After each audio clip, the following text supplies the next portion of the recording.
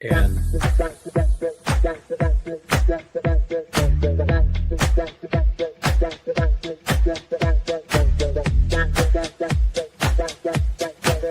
PR Connections Radio presents. This episode of Thinking into Results is brought to you by Classy Communications PR and Advertising. Classy Communications provides public relations and marketing solutions for businesses, professionals, and nonprofit organizations. They can deliver the true meaning of your business with press releases, social media marketing, web development, email marketing, book publishing, and much more. Wherever your potential clients are, they can help you connect with them. Visit classycommunications.net to learn more about their suite of services that can help your business stand out from the rest. Classy Communications is your solution for business success. I guess you can be very successful without one, and probably some people do. But I would not have accomplished anywhere near what I have accomplished without a mentor. I have had a number of mentors, and my whole life has changed dramatically. I went from going nowhere to having a business that operates all over the world. If you want to win in a big way, you want to get a mentor. It's almost like getting a direct pipeline from their mind to your mind, where you're gaining all their wisdom, all their experience, and all the studying that they've done over a number of years. And like that, you get it all in a short period of time. Are mentors important? Well, I'm going to tell you, mentors literally changed the course of my life. Let's take a look at what thinking into results is and what it could do for you, how it came about.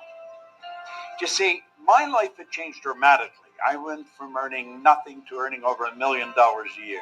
And I was sitting one day and I was thinking, how did all this happen? Do you know, I was reading Think and Grow Rich. I was studying Earl Nightingale's material.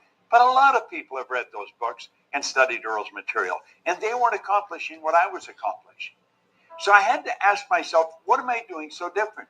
You see, I had been raised to believe if you're going to earn a lot of money, you've got to be really smart. I was earning over $1 million a year, and I didn't think I was that bright. I was also raised to believe if you don't go to school, you can't win. Well, I hadn't gone to school. I went to high school for about 2 months. I didn't have a good job. I owned the entire company. If you want to be happy, healthy, and prosperous, it's all here. Thinking into Results is going to show you how to get it. If what I've said really triggered something in your mind and you're thinking maybe, contact the certified PGI consultant, hit the button, leave the information, do yourself a favor, sit down and talk to them about what this program can do for you. This very well could be the decision that will change the rest of your life. welcome to Thinking in Results, where we show you how to accomplish your goals. I'm Sid Maestri. I'm a certified consultant with Thinking in Results. And my partner, co-host is John Gage. He's a voice-trained actor and longtime student of Thinking in Results. And we've got a very exciting show today. We're going to be talking about the foundation, the keystone of this philosophy, and that is our self-talk. Talk about your self-talk, talk yourself into success. So with that, John Gage, share us your thoughts. Well, welcome everybody. Thank you for sharing your time with us today. We really appreciate it.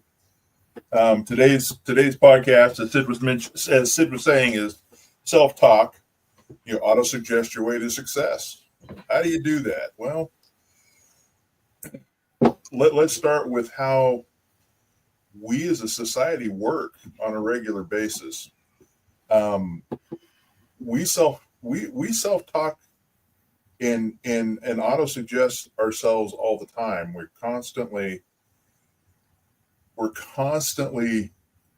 convincing our subconscious of what our reality is based on our experiences. So if you have, because your experiences are going to be different than mine, just like mine and Sid's are different. There are a few, once you start, having associations with other people, you do have a few experiences that are the same, but you still perceive them differently. So Sid's truth is going to be different than my truth, and our truth is going to be different than your truth. Your truth is going to be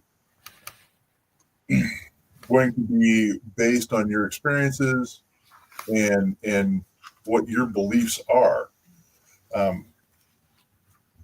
And there really is no limitation to that.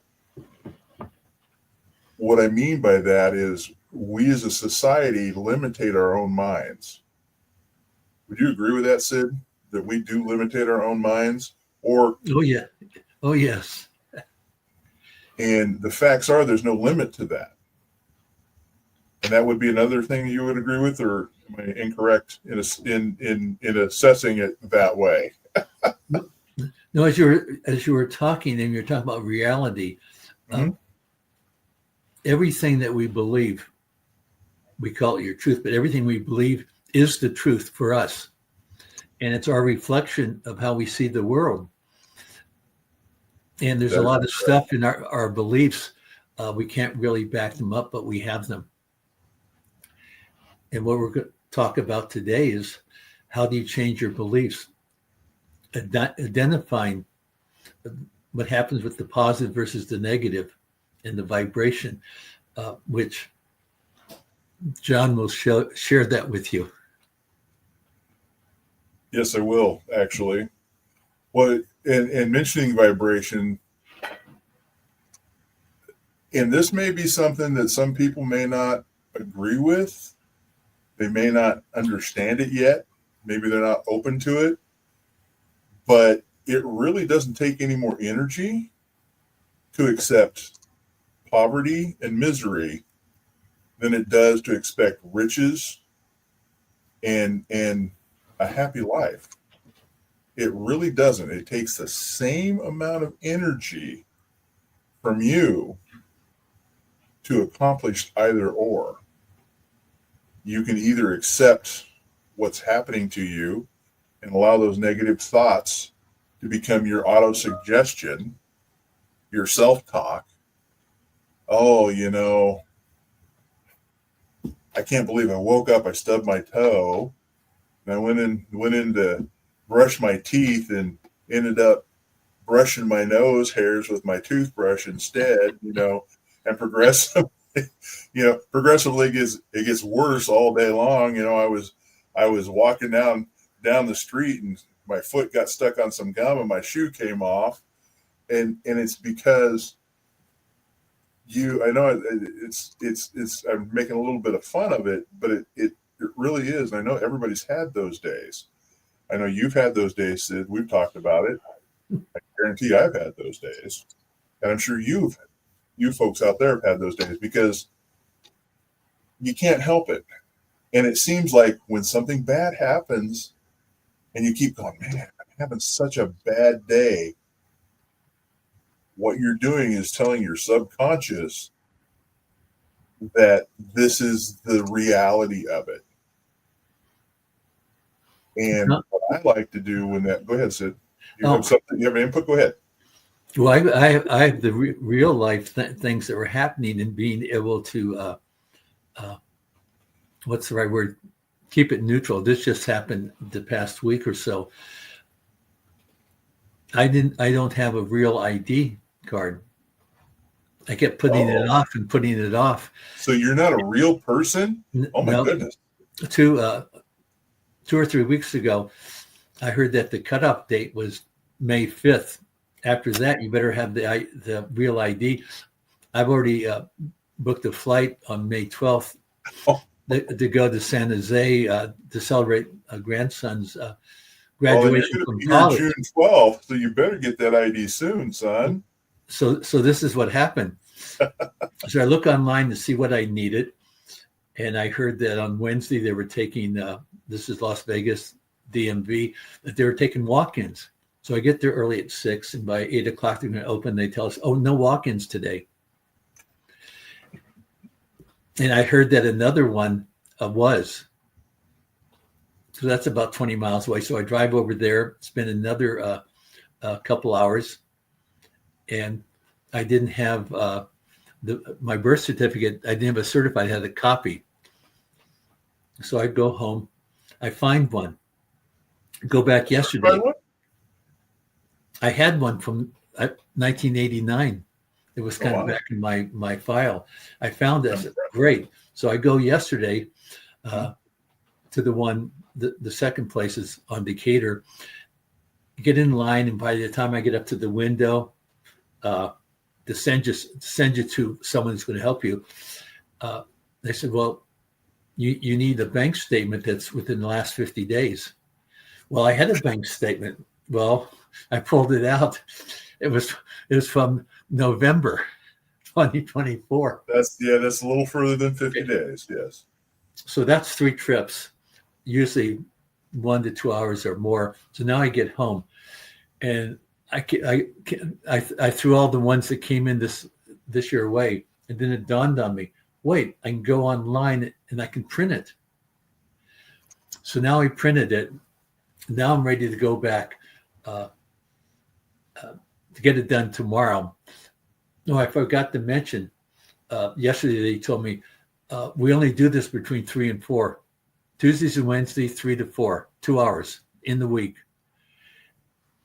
Well, I'm going to be there at 2:00. Right.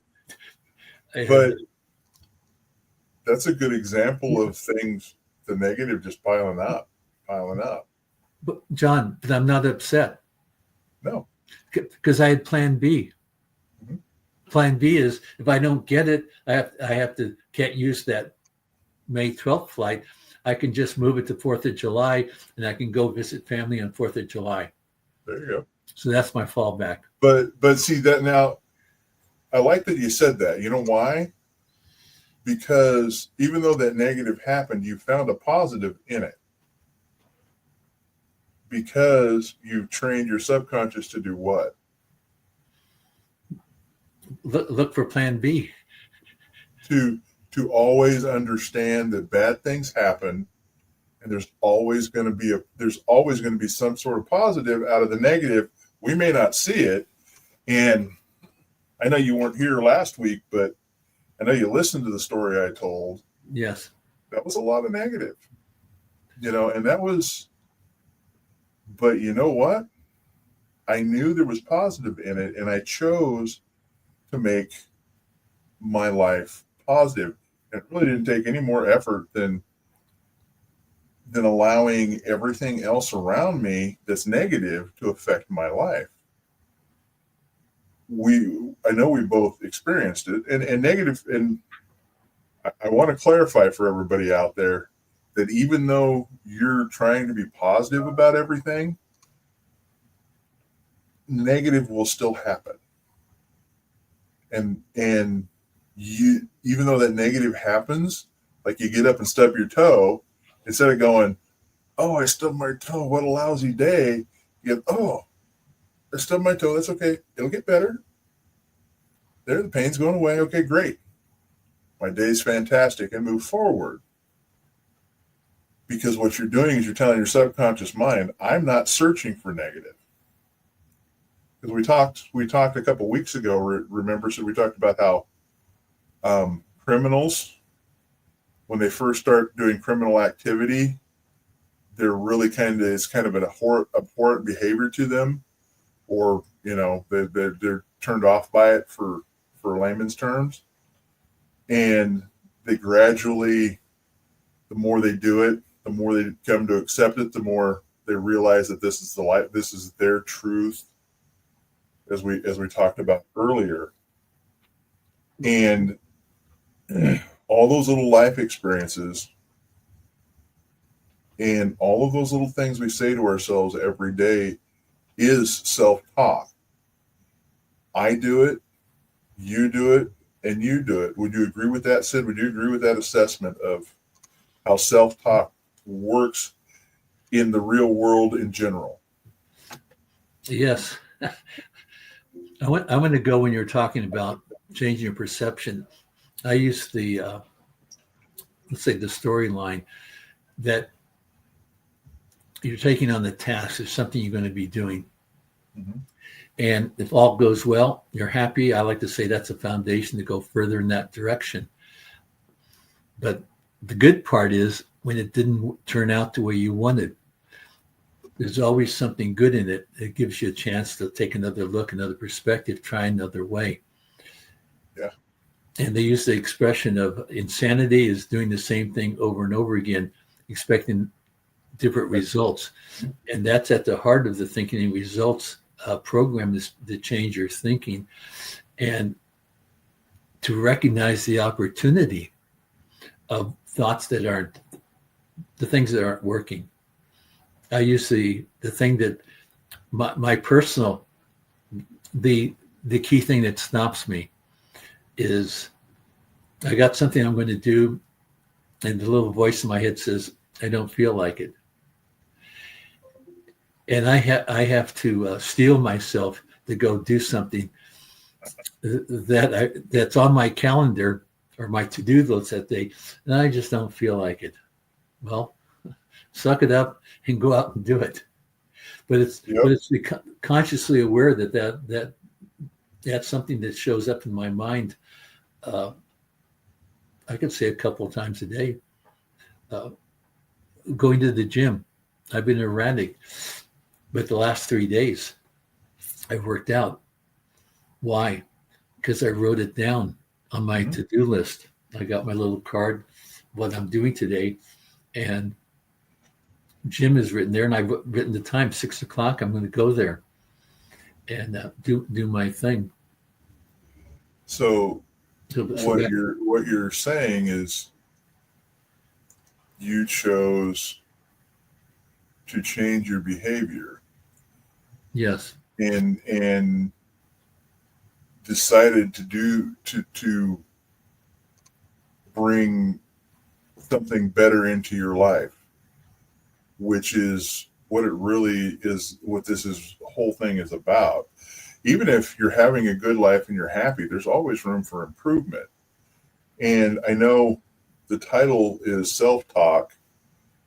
You know, people may not necessarily understand how that works.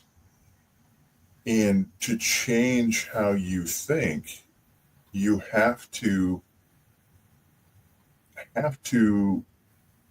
intentionally, especially if you're wanting to accomplish something and you're wanting to accomplish something specific, you have to talk to yourself and you have to show your subconscious this is really what you want, because your subconscious only understands, we talked about perception. Your subconscious perceives the reality that you're emotionally attached to. Correct? Oh, yes. So if you're emotionally attached to something, whether that emotion is a good emotion, happiness, love, or fear of something that you perceive may or may not happen, those are strong emotions that are attached to your subconscious, and your subconscious is comfortable in whatever that emotion is. And how do we change that? Well, you always said it to begin with, Sid. What's the first step in changing that? Well, the first step, well, maybe it's twofold. There's something you want that you've never done before. Mm-hmm. And your subconscious, what we call the paradigm, paradigm being a collection of your thoughts and actions, your habitual habits, is to identify what's holding you back, which brings me to the thought of polarity. The world has polarity on everything. We like to say it's good and bad, black and white, up and down, inside, outside. So that goes back to when I was saying you've got something that you want to do that's a positive thing, and it doesn't work out. Then what's the opposite? The thing that didn't work out, take another look at it, because there's always some good in it, which you mentioned also. But what people can do and what we want to teach you is to identify the polar opposite of something that's not working and write an affirmation. And we do all our affirmations following, I am so happy and grateful now that. And whatever, go ahead.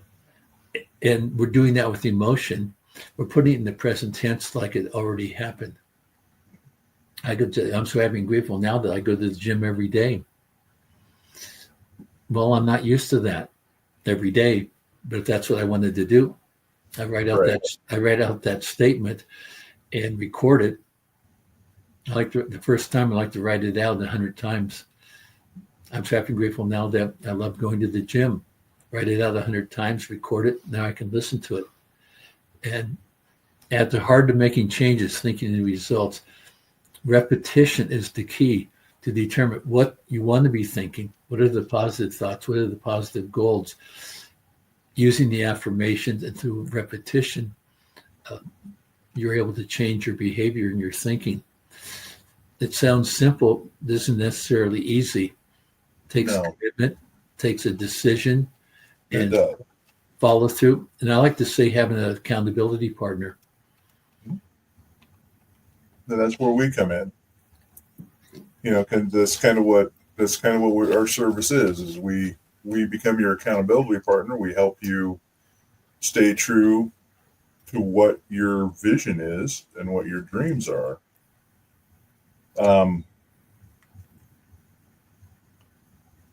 Auto-suggestion or self-talk kind of is also based on your capacity to concentrate on what you want.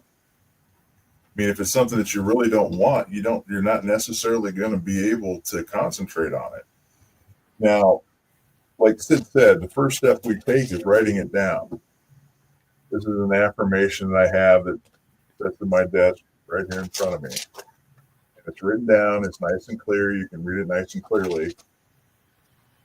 And when we're trying to change who we are, or something about our habits that we want to change, because the whole idea of a human being is to improve yourself so that everybody else around you has improvement.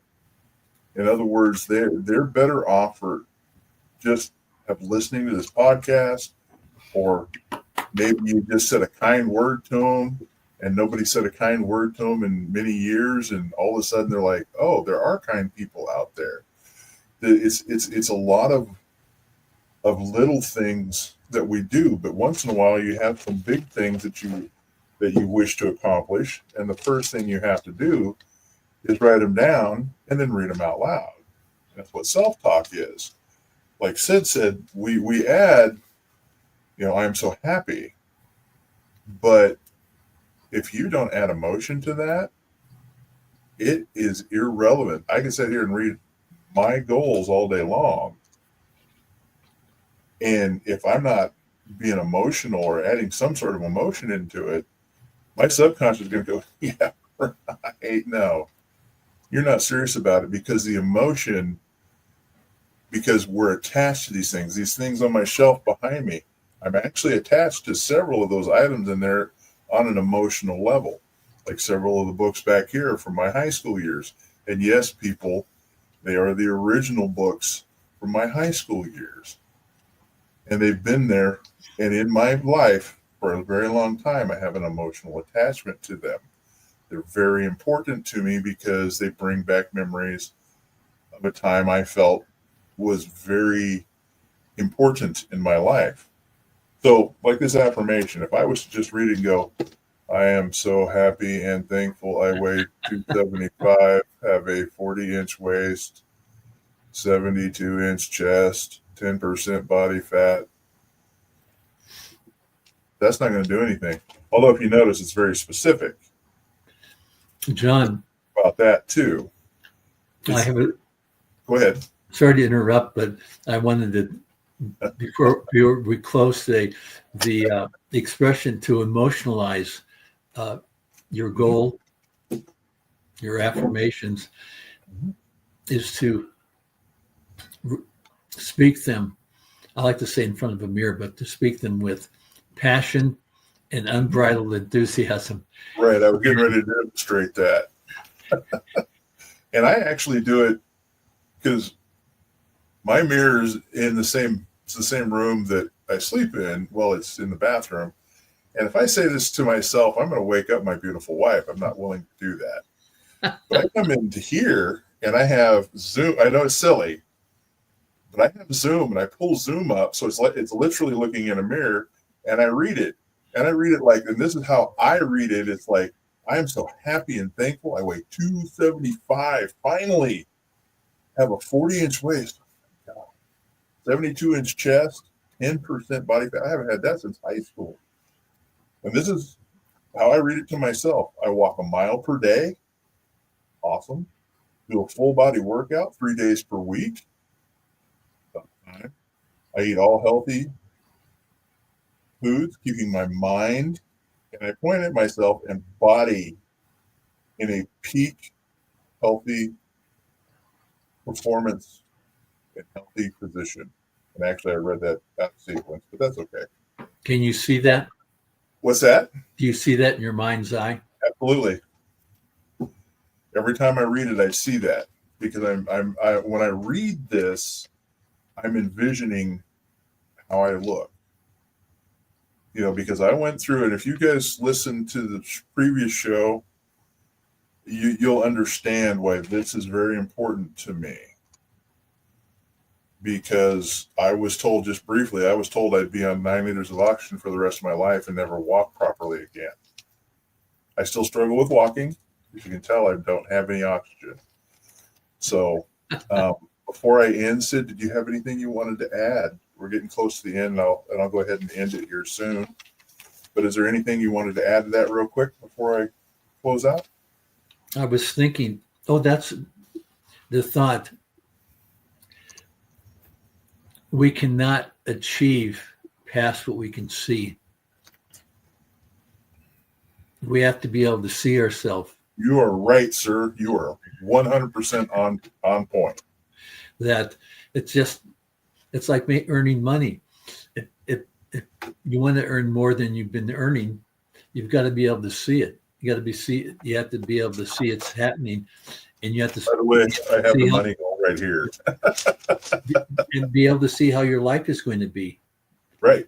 Just getting money is one thing, but what are you going to do with it? And I know we're towards the end here, but real quick, like I remember at church a few years back, and they were at the annual meeting going over the budget and everything. And then the minister, as she was sitting down, had a throwaway line, "I wish I had $1 million." And I'm an usher at the back of the church, and she says that, and I instantly, my question came to mind, well, what are you going to do with it? You have to know what you're going to do with it, not just getting some money, but have a picture of how it's going to change your life. Absolutely. I'm going to throw the close out to you, John. All righty. Well, thank you, Sid. And Sid, thank you for your thoughts. It's really, I really love sharing this with everybody. It's such a blessing to have everybody watch this. And I do want to thank you for sharing your time, because I know it's important. My time is important too. Sharing your time with Sid and I. And if you wish to learn more about what we're talking about here, please feel free to contact us. It's a brand new website at sj-mentoring.com. Again, that's sj-mentoring.com. There's a little section in there for contact. You can fill out, send it to us. Sid or I will get back to you. Please do that. And we're happy to help you. Don't please reach out for help if you're needing somebody to talk to. We're here. And like, share, and subscribe. It helps the algorithm, helps us get out so that we can, get to more people. It's nice. Be sure to join us next week when we discuss specialization, becoming the experts. That's our step 4 in our 13-part series, 13 Steps to Success. S&J Mentoring, we show you how to accomplish your dream. Have a great day, everybody. Thank you, John, and farewell. See you guys next Wednesday. 1 o'clock Pacific Standard Time. And we're going to help you get organized and become the expert. PR Connections Radio thanks you for watching this podcast. Check out more episodes of this show and our others at prconnectionsradio.com.